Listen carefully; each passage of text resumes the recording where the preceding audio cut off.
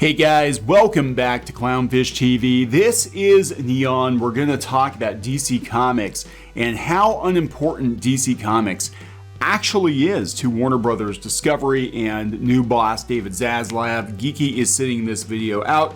She'll be back. She's with family right now. We're going to talk about it because, yeah, it's so weird. We're going to have a Comic-Con without comics. Actually, it's not weird at all. That's been going on for years. Comic-Con is not about comics. It hasn't been about comics in quite some time. Kind of the same way that comic shops, a lot of them, aren't really about comics either. They're pop culture flea markets. You know, that's kind of what they become, cons and comic shops. But you know, whatever pays the bills. You know, your Funko Pops or your weeb stuff or whatever. So let's talk about this before we get into it any further. Please subscribe for more pop culture news, views, and rants. Guys, over 271,000 subs. Thank you so much for the support. We do talk about comics. We talk about DC Comics in particular having all kinds of problems financially. It seems like they're laying people off like crazy. Sales are not where they should be.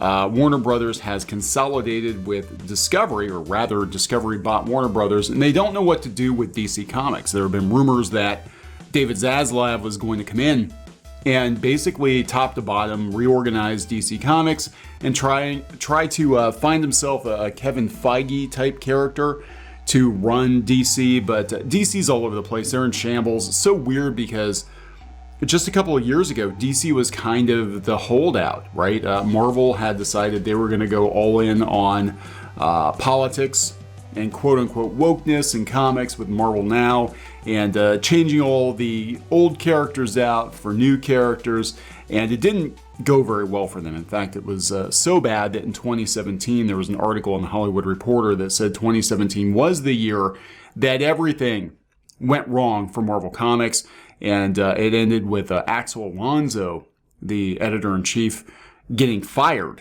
And DC is doing basically the same thing right now. It's a lot of, gender swapping, and I don't know if you call it stunt casting. A lot of characters that have never shown any indication that they were LGBTQ or suddenly gay or bi now. You know, anything to get eyeballs on DC Comics. And it works in the short term.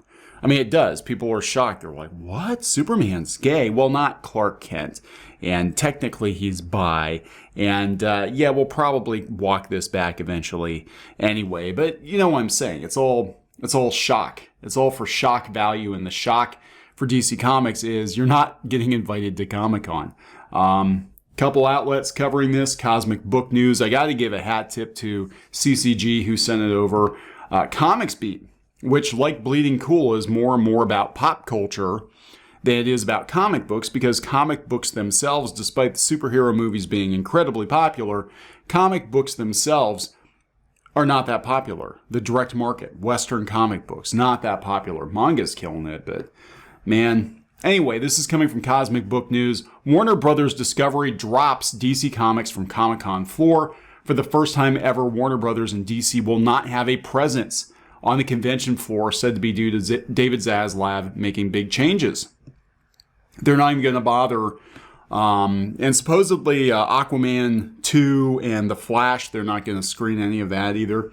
Warner Brothers Discovery has decided to drop DC Comics from the floor of the San Diego Comic-Con. The Hollywood Reporter reports that Warner Brothers Discovery CEO David Zaslav is making big changes to the company's approach to Comic-Con, which we'll see for the first time Warner Brothers and DC not having a presence on the convention floor. Over the years, I've attended, this is Cosmic Book News, attended various conventions, including the New York Comic-Con and San Diego Comic-Con, and WB and DC put on quite the display with booths for the comics and movies where fans were able to meet various creators, get their comics signed, check out movie costumes, etc. That is gone. The Warner Brothers Discovery official press release about the DC plans did mention 5 panels for DC Comics. Jim Lee and friends join world-renowned comic book artist and DC Comics publisher and chief creative officer Jim Lee in this can't-miss panel, because this will probably be his last one. Gotham, Dark Crisis, Tom Taylor and Tom King. Comics are fun for everyone. Fun for everyone. Yeah, DC and Marvel always put on quite the show. At Comic-Con, they were kind of the cornerstones. And then, of course, Marvel kind of slipped and DC was always left standing. Look at this massive display they had. And remember when you used to go to comic conventions to meet your favorite comic book creators and get your book signed and all of that sort of thing, and that doesn't happen anymore. And we've noticed it even with the smaller cons too.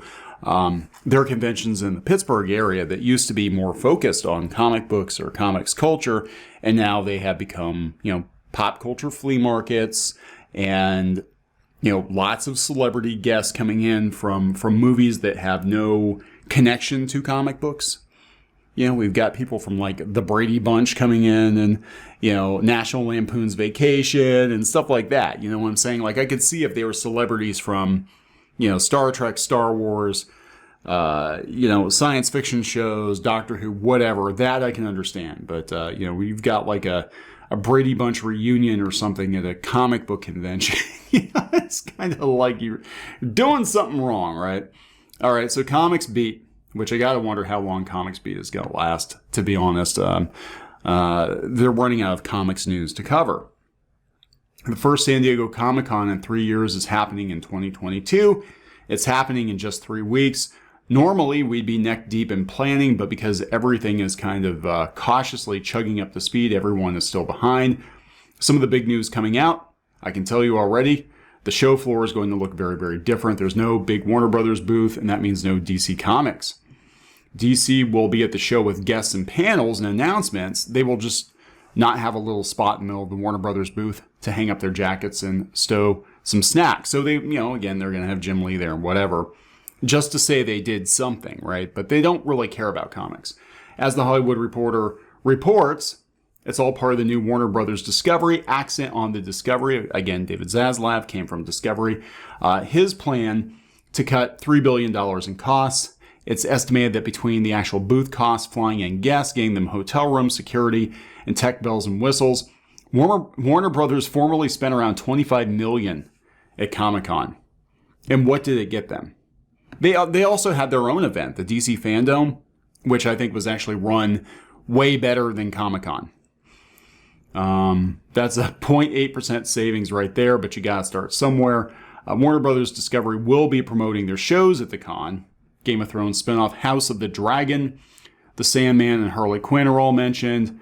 Other stuff may be missing. The Hollywood Reporter doesn't get as granular as we'd like to hear about con stuff, so unmentioned in the article is whether Warner Brothers Discovery will still sponsor the roomie bags, room keys, and so on, stuff that was the very fabric of the con in years past. Comic-Cons are I think, going to be fundamentally broken because of the pandemic. I think a lot of them are not going to return to what they were before. According to the official PR for the show, DC will be sponsoring the bag, so that's good news. So we'll throw Batman or Harley Quinn or something on the bag. So look, everything is changing. They're saying they're focusing on Adult Swim and Cartoon Network stuff, the Green Lantern cartoon. Everything is changing. Geek culture has moved on from comic books, and it's moved on to TV shows and movies. And these studios know that, right? If they're going to spend big bucks to promote something, they're going to promote a movie. They're going to promote a video game. That these characters originated in comics, they don't really care. They really don't care. And this shows exactly how important DC Comics is to Warner Brothers going forward. Unless it's a movie, $1 billion movie, they don't care. They don't care about comic books. They don't care about comic book creators unless they're churning out IP that they can use to make $1 billion movies. That's just the reality of the situation we're in now. And for most geeks and nerds right now, it's all about the Funko Pops and the trinkets and the tchotchkes and the cosplay, and everything has fundamentally changed. Everything has fundamentally changed, and it's never going to go back to what it was. It just isn't. And what could potentially happen is we see DC Comics pared down even more than it is right now. Marvel Comics pared down even more than it is right now. But looking at some of the output, I don't know if that's such a bad thing, to be honest. So I'm going to wrap it up. Please subscribe for more pop culture news, views, and rants, guys. We'll talk later.